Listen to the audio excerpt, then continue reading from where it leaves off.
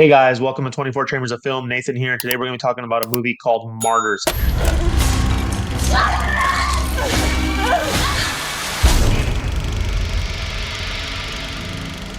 Reason I watched this movie was because it was recommended to me in the comments on the A Serbian Film video that I did. Someone said, you should watch Martyrs followed by a Serbian film for a good night's sleep. Obviously, it's a joke because there's no way you're going to get a good night's sleep after watching a Serbian film, but started thinking, well, how bad is Martyrs if it was basically the appetizer for a Serbian film. So made sure to Google it this time just to make sure like subject matter wasn't anything insane like on a Serbian film. And it didn't seem like it was, so I said I'm going to give it a go. So there's two. There's the original and there's a remake. The original was 2008. The remake was 2015. I ended up watching both of them. Like with most remakes, just was unnecessary. Touch on that later. The 2008 film was definitely an experience. Is it a disturbing movie? 100%. I think most people would not want to watch that type of movie. I think that movie, if something like a Serbian film was made kind of like Martyrs, you don't have to have a positive ending at the end, and you don't have to go to this crazy extreme like a Serbian film did. So I thought Martyrs, and I don't know what if that was their goal with Martyrs, but I'm saying for a Serbian film, them saying that they made it because the world isn't full of happy endings. Well, you can have happy endings that don't go to that extreme, and Martyrs is a perfect example of that. The movie, I think it's actually a good movie. The story is interesting enough. It's a messed up story, but it's interesting enough, and it does a very I felt bad for there's two main characters in this movie, and I felt bad for the one of them at the very end. Essentially, the movie starts off with this girl Lucy, who's a child, and she is being held captive in this old abandoned, looking like rundown factory, and she's able to escape. She then goes and grows up in an orphanage where she meets a girl named Anna, and Lucy clearly has problems from her previous experience, and it's made clear that the orphanage thinks that she is danger to herself as well. So then the movie, and they're talking to Anna about her friend, telling her they need her help, kind of like keeping an eye on her essentially. So when you then the movie fast forwards to what would be present day, and there is a family having breakfast, and there's a knock at the door, and it's Lucy. And Lucy's armed with a shotgun, and she cleans house. The mom, the dad, and the teenage son and the teenage daughter. They are apparently the gentleman and the lady. They are the people that helped torture her and just put her through hell when she was a child, and she found them as an adult now and came back to get even. She then calls Anna. Now, remember, Anna did not experience this. Anna just grew up in the orphanage and tells her what she did. So Anna comes to try and assist her in cleaning up this crime scene. There is a lady that appears and chases Lucy. At the beginning, I wasn't sure like what was going on, but then it's later revealed that this is something that she sees only in her head, kind of proving the point that when she was a child at the orphanage, she had psychological issues based on her previous experience of being held captive. So when Anna is trying to help her clean up this mess, she goes and realizes that the mother is still alive. So she tries to kind of hide that from Lucy. But Lucy discovers it and makes sure that the mom is really done for. Then Lucy starts having the issues with the lady that she sees in her head. And this is when it's kind of like discovered that it's all in her head, because they show her fighting this lady. This lady's trying to hurt her. But then from Anna's perspective, you see Lucy hurting herself. So apparently, and I did not pick up on this when I was watching the movie. I had to Google it because I was like, who is this lady that keeps appearing in her mind? And when she left at the very beginning, when she escaped, apparently she left a lady behind who was also being tortured, and she has guilt over that. And in her mind, it's that lady who's haunting her.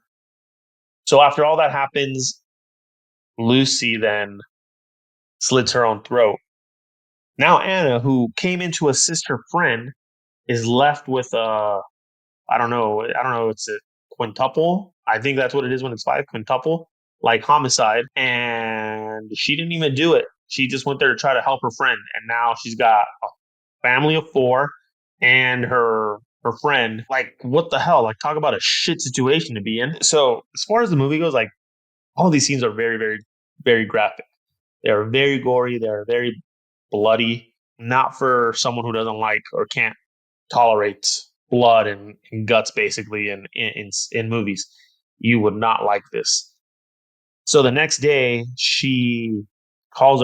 Anna calls her mother, who apparently she doesn't have a good relationship with, and then she discovers a hole or like a trap door, and you can go down it. And she goes down it, and she finds a lady who is being held captive.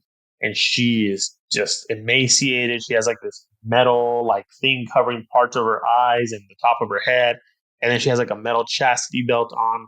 And basically proving Lucy right, that this these people that were doing this to them as a kid or to her as a kid uh, exist. Anna helps this girl out of the like this basement area and tries to put her in her bath and helps remove that cover. And oh man, the way that comes off of her, it's so gross. Um, and this lady starts hurting herself and attacking Anna. And then all of a sudden, these people come in and they 86 that lady, and then Anna is captured, and this lady they call Mademoiselle, she comes in, and man, this lady, God, I don't know if this was a reason that they cast her, but man, if they ever want to put somebody in there that you just want to give them one right in the kisser, this lady fills that role perfect. Jeez, if that was the goal of it, the perfect casting right there. And she basically explains that this group has wants to know what happens when someone dies, right? What is the afterlife? So they've basically been taking women and girls and torturing them, putting through these horrific things to try to get them as close to this near death experience so they can see what happens after and explain to them. And no one's been able to make it, so they just keep doing it. They then say basically, Anna, you are our new subject because you helped get that other league. You basically lost our most recent one. So they take her down and chain her up to this chair that just has a hole in it, obviously, so you can go to the restroom. Chair that was seen earlier in the movie when Lucy was a child. And then they start eating the brakes out of Anna. They feed her this gross looking mush. And it's just violent, and you feel bad for Anna because, again, she had nothing to do with any of this other than the fact that she showed up to try to help her friend. And now she's being held captive, being tortured, getting the shit kicked out of her. And apparently, no one's been able to endure the punishment that she goes through. And so they start taking things to the next level because they have not seen that before. And to give you the perfect visual of this right here is what Anna looked like when she started the movie. This is what her face looks like at the end of the movie. And you can't help but feel bad for the girl. And what they do next is they strap her to this chair, this table, a weird looking table, and you see her start grimacing. And then you realize what's happened is that she's basically been skinned alive. They remove her skin everywhere except her face. And the special effects on this movie, holy shit, they were amazing. I'm sure they weren't CGI. They were probably prosthetics and things like that were applied, and they did up. And I looked. I mean, I don't know what a skinned person looks like in real life, but damn it, if I had to guess, I would guess it is. It looks exactly like what they had in their movie. It's not something you want to look at. I was So I was watching the movie, and I started to like eat some food. Like I made lunch, and as I'm watching the movie, and I was like, you know what, man? it took my appetite away. I'm not gonna lie, it took my appetite away. It was not the most pleasant thing to look at. I mean, honestly, it wasn't pleasant at all. It's freaking gory. If you don't like these types of movies like that have a lot of like gore and graphic like things like that, you're not gonna like this movie because it is pretty gnarly. It's pretty disturbing when you look at it because it looks so real, right? Or at least I assume that's what it would look like in real life. I don't know. I've never actually seen that.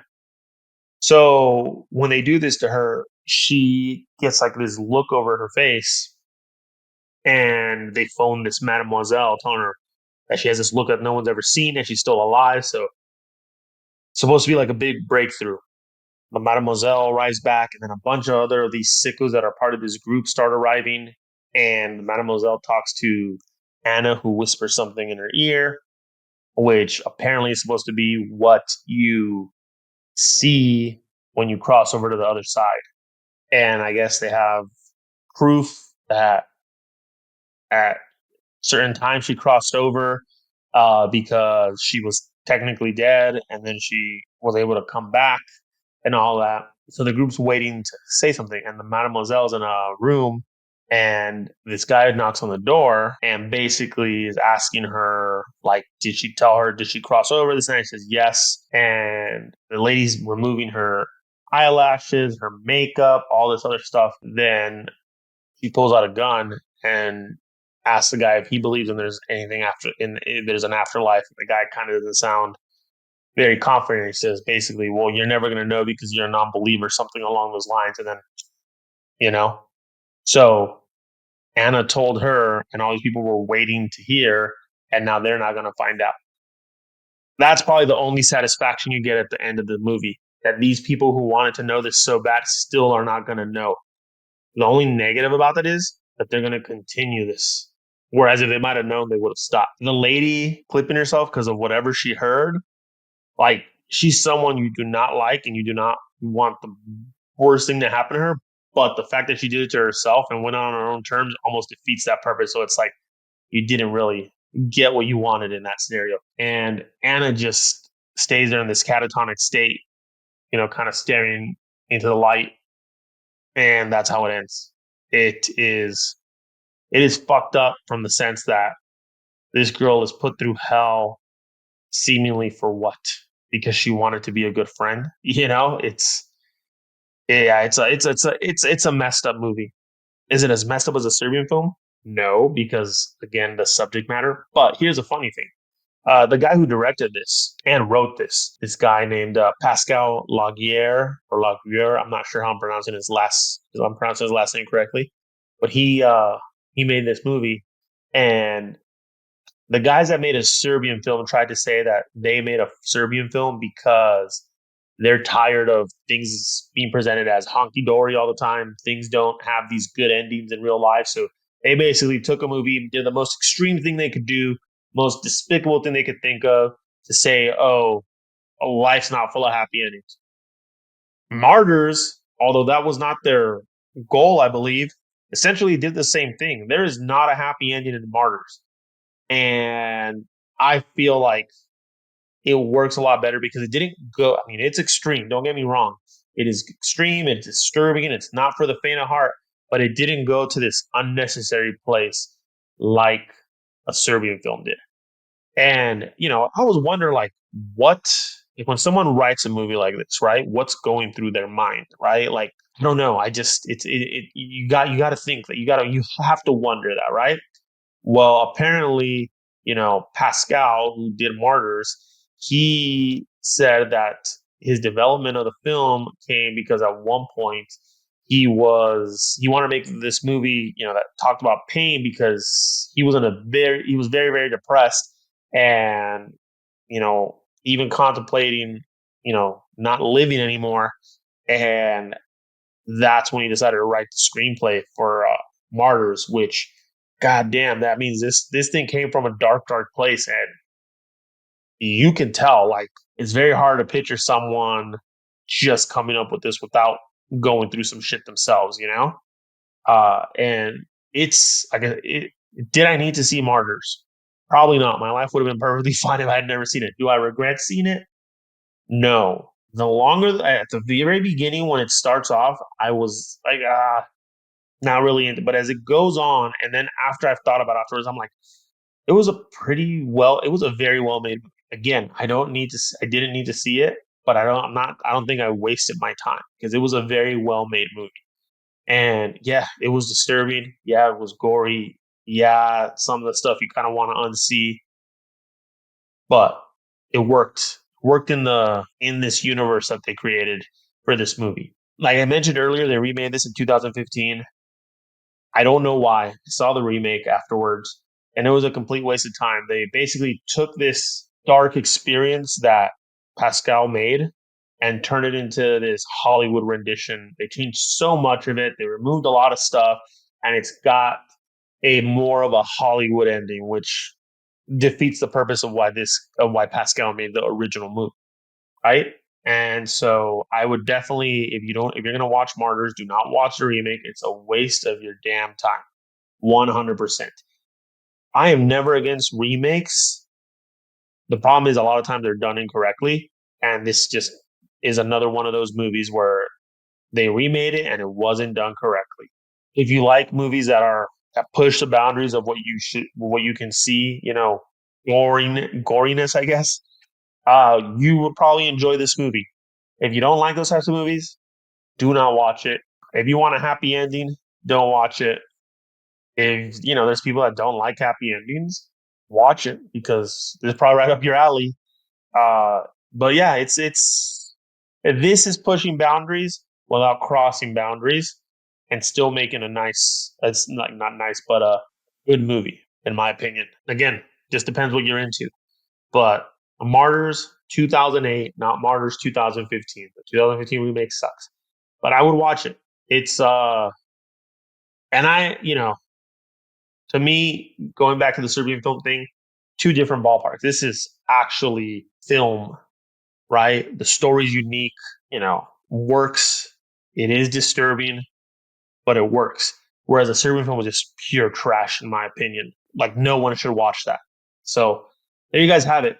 Martyrs, if you've seen it, 2008. Let me know what you think in the comments. Did you like it? What do you think about the special effects? God damn, I thought they were freaking great. And yeah, let me know. Recommend more movies that you think I should give a look at as well. Again, always open to other stuff as long as it all makes sense, right? As long as it's not just pure shock value, right? I understand movies having, being created just to shock, but they're shocking and they're shocking and going way too far, like a Serbian film did. So let me know. Appreciate you guys watching. I'm Nathan. This 24 Chambers of Film. Until next time.